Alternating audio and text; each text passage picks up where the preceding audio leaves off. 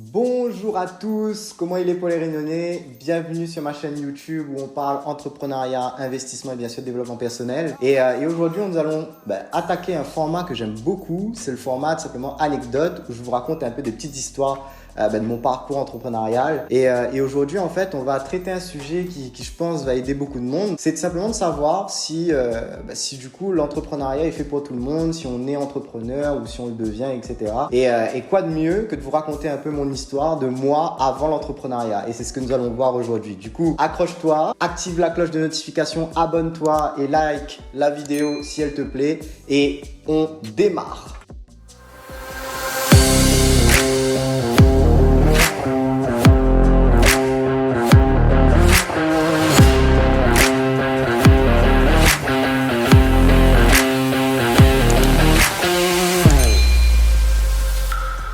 Bon, let's go! Pour comprendre un peu l'état d'esprit que j'ai, il est important de connaître un peu mon contexte familial, mes parents, etc. J'ai eu la chance d'avoir deux parents avec une carrière professionnelle complètement différente. Alors, j'ai ma mère d'un côté qui a une carrière professionnelle, on va dire, dans le secteur artistique, où du coup, elle est prof de théâtre, elle est comédienne. Elle a eu une vie où elle a quand même pas mal voyagé, fait des festivals à droite à gauche, à Avignon, Mozambique, Rodrigue, etc. Et du coup, j'ai vu ma mère avoir, on va dire, ce métier passion. Et de l'autre côté, j'ai mon père dans le milieu du BTP, qui est menuisier. Du coup, vraiment le métier où tu travailles tôt le matin et tu rentres tard le soir. Et du coup, vraiment, au final, en gros, ça peut être un métier passion. Mais personnellement, moi, je le voyais pas comme une passion, on va dire, comme le métier de ma mère. Mais en tout cas, voilà un peu le contexte dans lequel j'ai vécu. Et du coup, aucun membre de ma famille est entrepreneur au final. Et du coup, voilà un peu comment les choses ont démarré. Et pour tout vous dire, en ayant en fin de compte ces deux parallèles-là, je savais pas du tout quoi faire de ma vie. Au niveau aussi de l'ambition, pour tout vous dire, c'est que quand on est enfant, on a tous des métiers comme par exemple faire astronaute, pompier, etc. Moi, par exemple, je vais vous mettre une bande son de ce que ma mère m'a dit par rapport au métier que je voulais faire. Et vous allez comprendre en fait qu'au final, en termes d'ambition, en termes de vision du métier que je voulais faire, au final, c'était pas clair du tout. C'était quoi le métier que tu dit tu veux faire quand tu étais petit? Coupe bambou. Coupe bambou, ouais. Et surtout, personne coupe bambou, c'est pas un métier. Encore t'es dit coupe canne. Que non, coupe bambou. Et du coup, par rapport à ça, en gros, j'ai dû, on va dire, expérimenter et tester. Et vous allez voir, en gros, que l'histoire est un peu, va un peu à droite, à gauche au niveau de mon parcours scolaire. Mais en tout cas, en gros, j'ai eu un parcours classique au départ, primaire, collège, etc. J'étais un élève vraiment moyen, où j'étais en fin de compte obligé de travailler fort pour avoir de bonnes notes. Et même, on va dire en français, je galérais énormément, c'était ma bête noire pour tout vous dire. Après aussi, le français, c'est pas forcément ma langue maternelle parce que je suis originaire de l'île de la Réunion. Et du coup, à la maison, on va dire, ma mère essayait de vraiment mettre le français en ligne de mire, en première base, mais au final, on parle créole.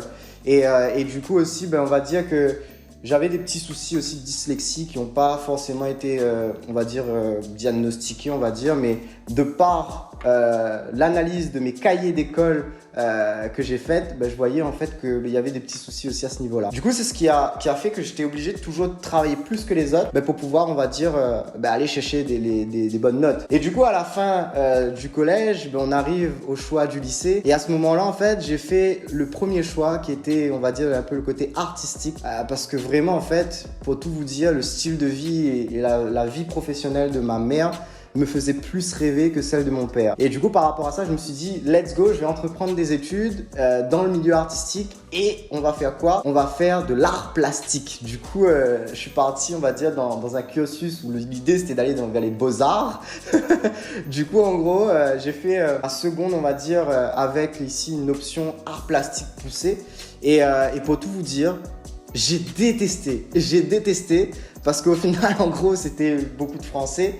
et beaucoup d'histoire de l'art. Et pour tout vous dire, je suis tombé, on va dire, des nues à la fin du cursus et j'étais encore plus perdu. Et en fait, arrivé à la première où on essaye de s'orienter vraiment vers le bac, vraiment au final, en fait, on fait le choix pour savoir en fait le métier qu'on va un peu faire au cours de notre vie. Et du coup, il y avait le choix entre LES et les options, on va dire, un peu plus technologiques. Pour tout vous dire, moi, je me suis orienté plus vers une section technologique et j'hésitais beaucoup entre le mercatique qui est lié du coup au marketing et la comptabilité. Je me suis embrouillé, on va dire, lors de mes vœux et je voulais aller en mercatique, mais au final, en gros, quand j'ai fait le choix de mes vœux, j'ai choisi comptabilité, finance et entreprise. Et c'est comme ça, au final, en gros, que je suis tombé dans le milieu de la comptabilité et que du coup, arrivé en première à la rentrée, je vois que je suis en comptabilité, finance, entreprise. À ce moment-là, pour que vous puissiez aussi voir un peu le niveau de leadership que j'avais à ce moment-là. J'ai même pas osé dire que je me suis trompé, alors que c'était le début de l'année et j'avais remarqué que j'étais pas dans la bonne section. Je me suis dit bon let's go, hein, on continue, c'est pas grave. Et pour tout vous dire, j'ai adoré. J'ai vu en fin de compte un milieu que je connaissais pas, que je savais même pas que ça existait en fait. La finance, le milieu de la finance, de la comptabilité, c'était un monde que je découvrais totalement. Et je peux vous dire que au final, ça m'a extrêmement aidé et ça m'a permis au final de savoir qu'est-ce que j'aimais. Et au final, en gros, ça m'a permis de voir aussi que le milieu de l'argent, voir des euros, etc. Mais c'était quelque chose qui me faisait kiffer au final. Et du coup, à ce moment-là, ça a été le moment de mon cursus où j'ai commencé à être bon. Et j'avais de bonnes notes, etc. Et du coup, arrive la terminale. Et la terminale se termine. Et il faut choisir le post-bac, le après-bac. Et du coup, à ce moment-là, vraiment, c'était le choix le plus compliqué de ma vie. Parce que, pour tout vous dire, c'est que je pense pas qu'à arriver au bac, on sait clairement la vie qu'on veut mener en fait. Et du coup, par rapport à ça, en gros, durant cette période-là, j'ai adoré un site internet que je feuilletais tous les jours qui s'appelait Onicep. Onicep, je feuilletais pourquoi? Parce que pour tout vous avouer, c'est à ce moment-là en fait que mon désir de faire beaucoup d'argent dans ma vie est arrivé. Parce que j'ai jamais manqué de rien dans ma vie, j'ai eu des parents aimants, etc. Mes deux parents travaillent, du coup, j'ai jamais manqué de rien concrètement. Mais mes parents sont toujours saignés et ont toujours fait des sacrifices. Et du coup, en fait, c'est à ce moment-là que je me suis dit, moi, je veux faire le large financièrement et que l'argent soit plus un problème. Et du coup, Onicep, je feuilletais quoi? Je regardais le métier qui était lié à mon cursus et au final, je scrollais vers le bas et je regardais celui qui avait le meilleur niveau de revenus. Et c'est comme ça en fait que je me suis orienté vers un diplôme, un bac+3 de comptabilité qui s'appelle le DCG pour ceux qui connaissent et pour ceux qui sont dans ce cursus là. Et en gros c'était le premier diplôme pour aller chercher quoi? Le métier d'expert comptable. J'ai été admis et ça a été vraiment une expérience juste dingue parce que c'est à ce moment que j'ai appris à connaître la vraie vie.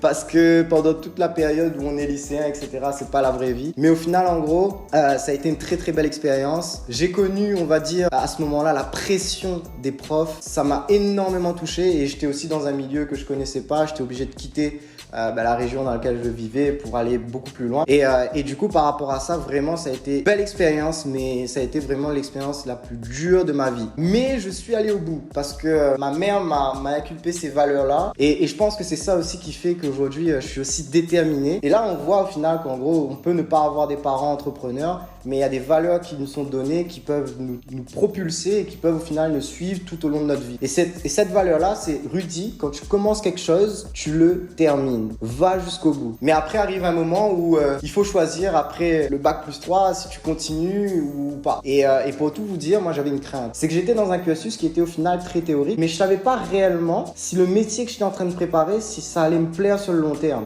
Et du coup, à ce moment-là, en fait, on est un peu perdu et on veut savoir au final si c'est un métier qui va nous plaire sur le long terme. Parce qu'on regarde bien, on passe beaucoup plus de temps au travail qu'au final, en gros, avec sa famille, etc. Pour moi, c'était ultra important d'être dans un environnement qui me plaît, où je me sens épanoui. Et en fait, à la fin de ce cursus-là, moi, j'ai décidé de postuler dans tous les cabinets d'expertise comptable pour voir si c'était le métier qui allait me passionner. Et si ça me passionnait, boum, j'enclenchais à nouveau les études pour continuer, on va dire, et aller chercher l'expertise comptable. J'ai pu trouver un emploi très facilement. De ce point-là, c'était vraiment top. CDI, le Graal que tout le monde recherche. Mais au final, en gros, je suis tombé des nues parce qu'au final, j'avais Onicep avec cette vision du fait que quand on fait des études, on sera les rois de Babylone. Mais au final, la réalité était tout autre. J'arrive, boum, payé au SMIC. Mais bon, c'est pas grave. Je me suis dit que c'est peut-être un problème d'expérience. J'arrive dans le bain, j'arrive dans le cabinet. Et là, je peux vous dire que ça a été un truc de malade. Parce que là, vraiment, je me retrouvais dans un contexte où ça me mettait en face de la réalité. Être adulte et d'être salarié, c'est extrêmement compliqué. C'est énormément de responsabilités. Et au final, en gros, pas énormément de reconnaissance derrière au niveau financier. Je suis quelqu'un qui a toujours été engagé dans tout ce que j'entreprends. Du coup, j'étais vraiment à fond. Je travaillais même plus qu'il en faut. J'avais aussi une vision, je me dis, j'apprends tout ce qu'il y a à apprendre parce qu'au final, le salaire suit pas, mais je vais prendre tout ce qu'il y a à apprendre et analyser, on va dire, le métier, mais analyser aussi le fait que j'avais des clients qui étaient entrepreneurs et voir un peu les deux facettes. Parce que là, j'avais la facette du métier artistique, métier passion. J'avais la facette du métier ouvrier, etc. J'avais la facette du métier, on va dire, un peu plus cadre dans un bureau, etc. Et j'ai vu aussi, du coup, le milieu de l'entrepreneuriat. Pour tout vous dire, c'était un milieu que je connaissais pas. Et c'est là que j'ai vu aussi que les standards que je m'étais fixés dans ma tête, quand on est entrepreneur, on les explose. Et c'est là, en fait, que j'ai vu les chiffres, des chiffres que j'aurais jamais pensé possible d'être vus et des styles de vie aussi que j'aurais jamais pensé que c'était possible d'atteindre. Et par rapport à ça, après, directement, c'est là que j'ai eu le déclic au bout de ma 3e année d'expérience au sein du cabinet d'expertise où j'ai vu, en fait, qu'au final, les perspectives d'évolution allaient être compliquées. Pourquoi? Parce que le métier d'expert comptable, c'est un métier réglementé, pas tout le monde peut le faire. C'est enclavé par des familles qui aujourd'hui lèguent leur portefeuille client et du coup, au final, ça laisse très peu de place aux personnes qui sont pas dans le milieu, qui doivent tout construire. Et du coup, par rapport à ça, je me voyais pas pouvoir réussir sans avoir le réseau que mes concurrents auraient pu avoir. Et du coup, par rapport à ça, en gros, je me suis dit, ok, c'est peut-être pas quelque chose qui sera pour moi, mais par contre, là, j'ai compris qu'il faut que je sois entrepreneur. Ça a été le moment où j'ai voulu entreprendre. Mais est-ce que je savais la réalité de l'entrepreneuriat? Non, parce que j'avais juste les chiffres, j'avais juste la comptabilité, mais le métier même d'entrepreneur, parce que oui, c'est un métier, c'est des connaissances et de l'expérience qu'on doit acquérir. Le métier d'entrepreneur, c'est quelque chose. Et du coup, j'ai dû me construire. J'ai dû me construire parce que j'étais pas forcément quelqu'un d'extrêmement confiant. J'avais pas énormément de confiance en moi. Le courage, je l'avais. Et j'ai aussi choisi d'aller entreprendre dans un secteur qui me permettait au final de minimiser le risque. Parce que l'entrepreneuriat, il y en a beaucoup qui se lancent dans l'entrepreneuriat, mais beaucoup aussi d'entreprises qui ferment. Et des entrepreneurs qui se retrouvent à arrêter leur projet entrepreneurial. Et du coup, par rapport à ça, moi, je me suis dit, il faut que j'arrive à maîtriser le risque au maximum. Il faut aussi que j'arrive aussi à minimiser, on va dire, les charges au maximum. C'est les points, en fin de compte, que j'ai pu analyser lorsque j'ai eu ce portefeuille client en expertise. J'ai vu, en fin de compte, des points qui étaient pour moi indispensables pour aujourd'hui construire une entreprise solide. Le marketing relationnel, cocher toutes les cases, selon moi, qui permettait aujourd'hui à un chef d'entreprise de s'épanouir et d'aller chercher tous ses objectifs. Et c'est comme ça en fait que pour moi les choses ont démarré et que je me suis lancé dans l'entrepreneuriat en maîtrisant le risque parce qu'en parallèle j'étais toujours en cabinet d'expertise comptable et ça me permettait à temps partiel, à temps choisi de pouvoir développer à côté mes compétences entrepreneuriales. Voilà un peu mon histoire par rapport à ça, moi avant l'entrepreneuriat. Du coup pour conclure, vous pouvez voir que j'avais rien de prédestiné pour l'entrepreneuriat et que tout au final s'apprend et tout est une question de détermination et que surtout on va dire que quand on a un objectif clair, rien ne nous arrête. Du coup voilà un peu le message que je voulais vous transmettre à travers aujourd'hui mon histoire et mon anecdote. Bon, du coup je vous invite à vous abonner si ce n'est pas encore fait. Likez la vidéo si elle vous a plu. Et on se dit à très très vite pour la prochaine vidéo YouTube les amis.